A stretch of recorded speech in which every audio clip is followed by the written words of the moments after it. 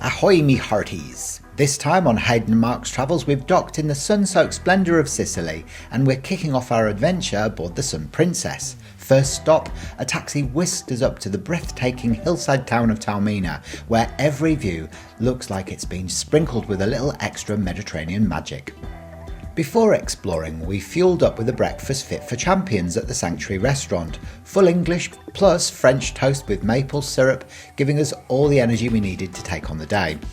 Once ready, we wandered through charming lanes, browsed a few irresistible shops, and yes, indulged in ice cream because some souvenirs are best enjoyed immediately. We also discovered a gorgeous garden with jaw-dropping views over the sparkling sea. The colours were so vivid it felt like someone had turned up the world's saturation all the way up. After soaking in the sights, it was back to the Sun Princess to enjoy a meal at the Crown Grill, where the perfectly cooked steak reminded us why cruising dining is basically a full contact sport for anyone who loves food. Honestly, this has got to be our favourite stop so far on the cruise. Stunning views, colourful streets, and enough culinary temptation to make us briefly consider setting up camp on the Sun Princess permanently. It's getting close to the end of the cruise, isn't it? No!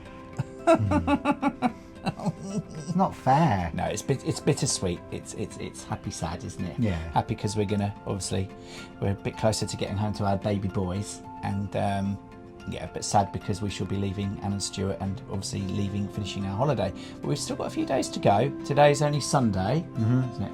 Sunday. Yeah. And we don't get home to Perth until Friday night, so we've still got a week, or the best part of one anyway. Yay! So since we last spoke, what did we do last night? Well, last night we had a delicious meal out, but we went to the Sanctuary restaurant, and I had beef Wellington, and it was like nothing I've ever eaten before in my life. And their portion size as well, they gave me two big cuts, didn't they? And it was just horrendously big, wasn't it? But so the way it's one of the specials for the Sanctuary restaurant, so it's the dishes that the other restaurants don't get.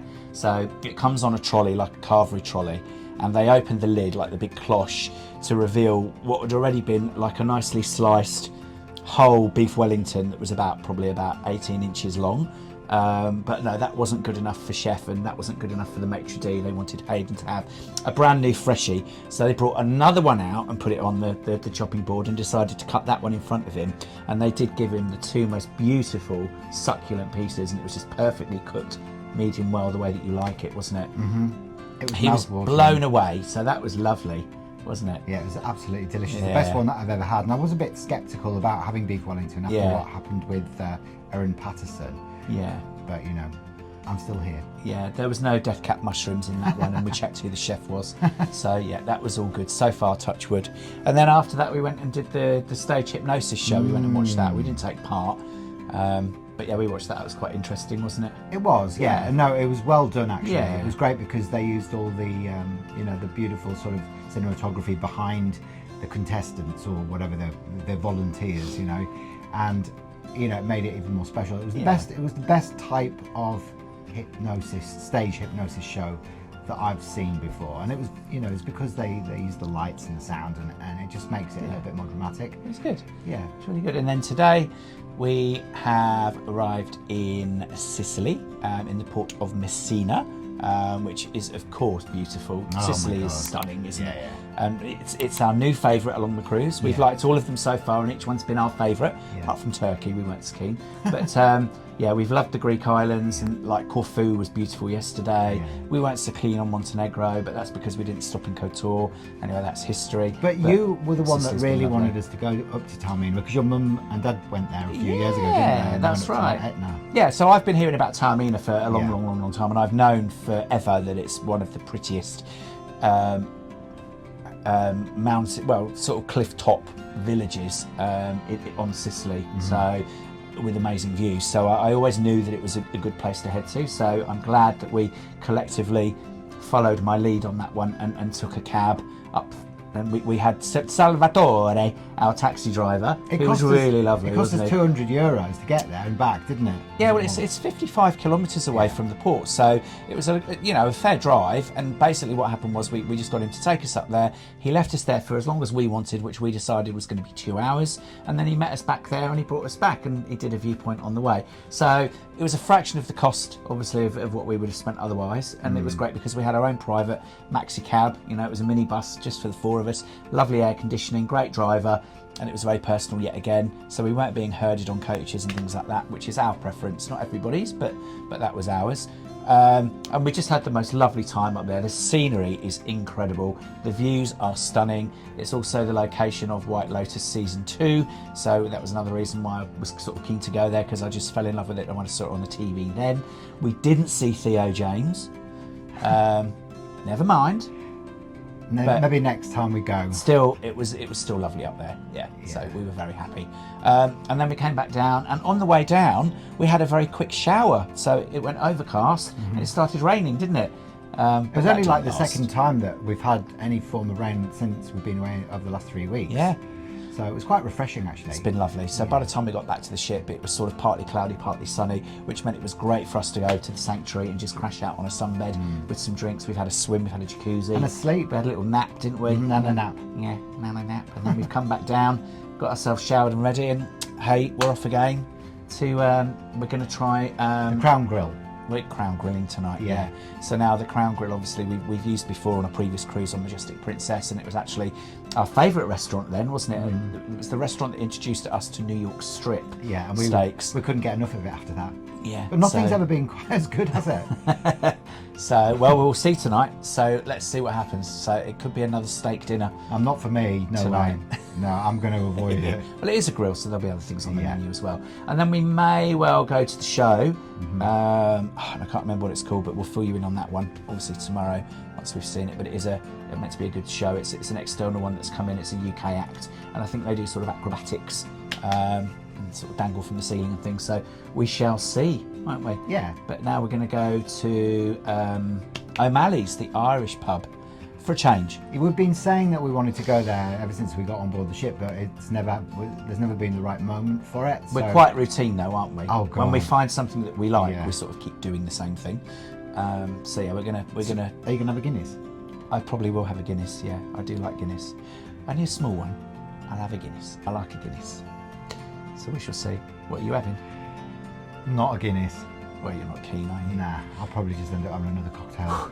What if they do them in there? They probably do. I hope so. We'll see. If they don't, we'll go somewhere else, go back to Crooners, stuff that. But we'll have to see. And then tomorrow is the day that we arrive in Naples. Now, we had been putting out inquiries about a private boat charter that was going to take us to the Isle of Capri. But unfortunately, there is some adverse sea conditions due tomorrow in Naples and the chance of a storm. So none of the boats are going to be running. So we're probably going to stay landside, and we shall probably be looking at either Amalfi Positano or Sorrento, or a mixture of the three. We have further discussions to have on that one, so let's see what happens. In the meantime, we're going to go and enjoy our dinner. Yeah, so we'll see you soon. Nestled just off the toe of Italy's boot, Sicily is a place where history, culture and jaw-dropping scenery collide. Think ancient ruins, dramatic cliffs and streets full of character waiting to be explored. Our destination for the day was Taormina, a picturesque hillside town that's been charming visitors for centuries. Sitting high above the Ionian Sea, Taormina is famous for its stunning panoramic views, cobbled streets and that little piece of history around every corner, including the ancient Greek theatre, which dates back to the 3rd century BC. Imagine performances here with the sparkling sea as a backdrop. Talk about setting the scene. The town itself is a delight to explore.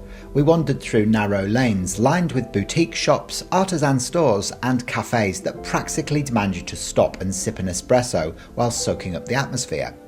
And yes, we couldn't resist grabbing an ice cream along the way because some treats are just too delicious to wait for. One of our favourite spots was a stunning garden tucked away along the hillside, From there we looked out over the sparkling blue sea, the coastline stretching endlessly and the town cascading down the hill like a storybook come to life. The colours were unbelievable, flowers in every shade, the sea glinting like scattered diamonds and terracotta rooftops glowing in the sunshine. It's one of those places that makes you stop, take a breath and just soak it all in. Walking the streets of Taormina, you can feel the layers of history everywhere, from ancient palaces to charming piazzas. Every corner tells a story.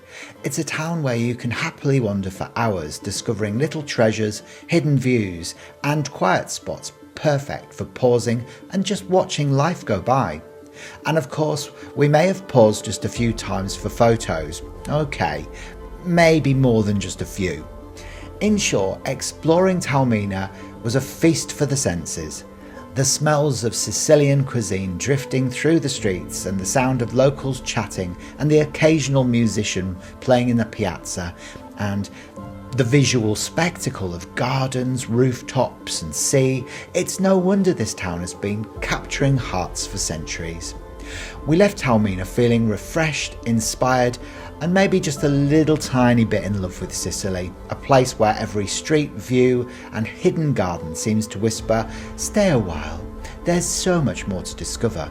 And honestly, it's a sentiment we completely understand. So, whether you're wandering the streets, exploring the gardens with those dreamy sea views, or just soaking up the Mediterranean sun, Taormina is a must-see stop that blends history, beauty, and that ineffable charm that only you can experience in person. Trust us, it's as magical as it looks. As we waved arrivederci to the charming streets and sparkling views of Taormina, our hearts full and our cameras dangerously low on memory, we couldn't help but get excited for our next adventure, Naples. There, we hopped into a private taxi with a guide who whisked us through the sun-soaked streets of Sorrento before taking us to the iconic cliffside views of Positano, a place so stunning it makes you briefly question every photo you've ever taken. Back on the Sun Princess, we indulged in dinner at the Sanctuary restaurant and even snuck a peek at parts of the ship you haven't seen yet, including the sleek Eclipse restaurant and the bustling buffet, giving you a glimpse of how the other half live on a cruise, the ones who maybe didn't splurge as much, or at least not quite as elegantly as we like to pretend we do. So stay tuned, fellow travellers, because Naples, Sorrento and Positano are just around the corner, and trust us, the views, the food and the stories are absolutely worth the journey.